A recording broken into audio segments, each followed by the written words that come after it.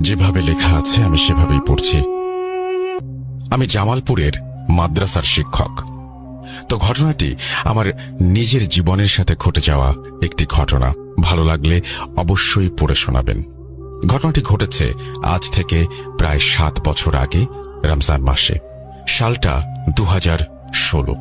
আমি একজন কুরআনের হাফেজ। তো রমজান মাসে আমাকে এক মসজিদে তারাবি নামাজের জন্য নেওয়া হয়। সঙ্গত কারণে সেই জায়গাটার নাম অনুল্লেখ থাকলো। তো আমাকে যে মসজিদে নেওয়া হয় সেই মসজিদটা ছিল এক অজপাড়া গাঁয়ের জঙ্গলের মধ্যে। দিনের বেলা যেতেও অনেকে ভয় পায় সেখানে। রাস্তার দুপাশে বহু বছরের পুরনো মেহগনি গাছ, বটগাছ শির উঁচু করে দাঁড়িয়ে আছে। ব্রহ্মপুত্র নদীর একদম কুল ঘেঁষে ঢাকা জামালপুর মেইন রোড থেকে নেমে একটা গোরস্থান পাড়ি দিয়ে সেখানে অনেকটা পথ হেঁটে যেতে হতো। বলে রাখা ভালো, মসজিদটার কাছেই একটা কোরিয়ান ট্রেনিং সেন্টার ছিল, যেটা 2011 সালে অজানা কিছু সঙ্গত কারণে বন্ধ হয়ে গিয়েছিল। তারপর থেকে সেটা তালাবদ্ধ অবস্থায় থাকতো, কেউ সেখানে প্রবেশ করত না। অনেকের মুখে সেটাকে জিনদের বাসস্থান বলে শোনা যায়। প্রচন্ড সাহসী হওয়ায় এই ব্যাপারগুলোকে আমি একদমই পাত্তা দেইনি বলেই চলে। তো কথা না বাড়িয়ে চলে যাওয়া যাক মূল ঘটনায়। 17 রমজানের দিন ইফতার করার পর আমি সেই মসজিদের উদ্দেশ্যে রওনা হলাম আমার বাড়ি থেকে। আমি আগেই বলেছি মসজিদটি ছিল এক অজপাড়া গাঁয়ে।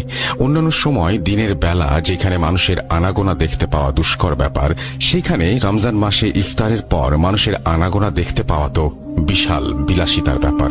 ঝলমলে পূর্ণিমার আলোয় জনমানবহীন রাস্তায় আমি হাঁটছি। আমার হাতে থাকা স্মার্টফোনের ফ্ল্যাশ লাইট আর আমার হাঁটার শব্দ ছাড়া আর কোনো কাক পক্ষীরও কোনো অস্তিত্ব নেই বললেই চলে সেই গাঁয়ের মেঠো পথে। তো আমি যখন সেই গোরস্থানটা পার হয়ে সেই ট্রেনিং সেন্টারের মেইন গেটের সামনে গিয়ে পৌঁছেছি, আচমকা বিশাল এক বজ্রপাতের আওয়াজ হলো সেই গেটে। যেন বজ্রপাতটা সেই গেটকে উদ্দেশ্য করেই হয়েছে। হয়তো অনেকেই ভাবতে পারেন এটা ইলেকট্রিসিটির কোনো দুর্ঘটনার জন্য হয়েছে, যেমনটা আমি তৎক্ষণাৎ ভেবেছিলাম। হঠাৎ করে মনে হলো পরিত্যক্ত একটি কোরিয়ান সেন্টারে ইলেকট্রিসিটি আসবে কোথা থেকে। এইটা ভেবে প্রচন্ড সাহসী থাকা সত্ত্বেও কেমন যেন সারা শরীরে একটা ঝাঁকুনি দিয়ে উঠল।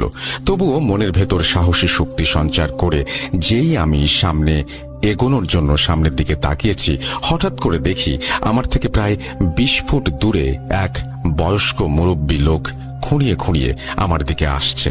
এমন অবস্থায় একটা মানুষকে দেখতে পেয়ে মনে অনেকটা প্রশান্তির হাওয়া বইতে লাগলো।